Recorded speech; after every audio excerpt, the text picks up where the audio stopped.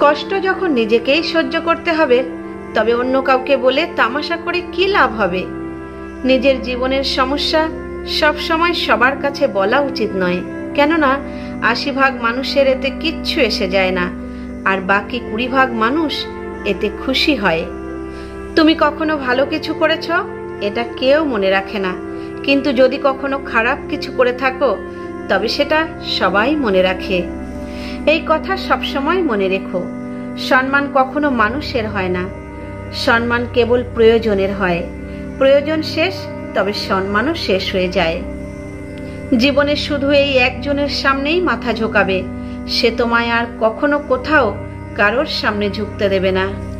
আপনজন তো সে হয় যে তোমার কষ্ট অনুভব করতে পারে, নয়তো পরিস্থিতির কথা পথে চলা মানুষেরাও জিজ্ঞাসা করে। সমস্যাগুলো তুলোয় ভরা থালার মতো হয়, দেখতে থাকবে তবে ভারী মনে হবে, আর যদি তুলে নাও তবে হালকা লাগবে। প্রকৃতির এই অমূল্য নিয়মগুলো যদি একবার বুঝে যাও, তবে জীবনে আর কখনোই দুঃখ পাবে না। প্রথম নিয়ম, যদি জমিতে বীজ বপন করা না হয়, তবে প্রকৃতিও তাতে ঘাস পাতায় ভরে দেয়। ঠিক সেই রকম ভাবেই মস্তিষ্কে যদি ইতিবাচক ভাবনা না ভরা যায়, তবে নেতিবাচক ভাবনা নিজে থেকেই জায়গা করে নেয়। দ্বিতীয় নিয়ম, যার কাছে যা আছে সে সেগুলোই দিতে পারবে। যেমন সুখী সুখ দিতে পারে, দুঃখী দুঃখ দিতে পারে, জ্ঞানী জ্ঞান দিতে পারে, আর ভিতুরা ভয় দিতে পারে। তৃতীয় নিয়ম, জীবনে তুমি যা পাবে তাকে পচাতে শেখো, কেননা খাবার না পচলে রোগ বেড়ে যায়, অর্থ না পচলে মানুষ দেখানোর মানসিকতা বেড়ে যায়, কথা না পচলে পরচর্চা বেড়ে যায়, প্রশংসা না পচলে অহংকার বেড়ে যায়, নিন্দা না পচলে শত্রুতা বেড়ে যায়, আর রহস্য না পচলে বিপদ বেড়ে যায়। ঈশ্বর তার সৃষ্টি রচনা করার সময় ৩টি বিশেষ রচনা করেছেন।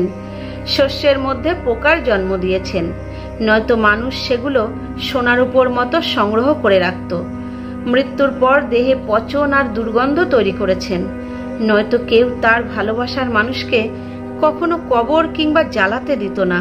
জীবনে কোনো প্রকার সংকট বা অপ্রত্যাশিত ঘটনার সাথে কান্না করা আর সময়ের সাথে তা ভুলতে শিখিয়েছেন, নয়তো জীবন নিরাশার অন্ধকারে ভরে যেত। কখনো আশা আর প্রসন্নতায় বাঁচার ইচ্ছেই হতো না। জীবনে সব থেকে বড় থাপ্পড় কারোর ওপর ভরসা করা মারে। যত বেশি ভরসা করবে তত বেশি নিরাশ হবে। মানুষের মুখ বন্ধ করার থেকে অনেক ভালো নিজের কান বন্ধ করে রাখা।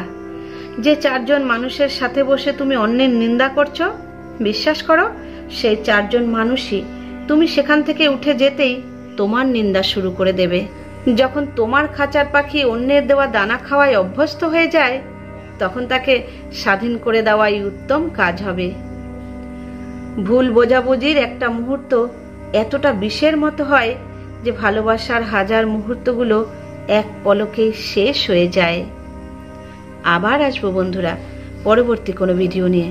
ততক্ষণের জন্য নিজের খেয়াল রেখো আর সবার খেয়াল রেখো।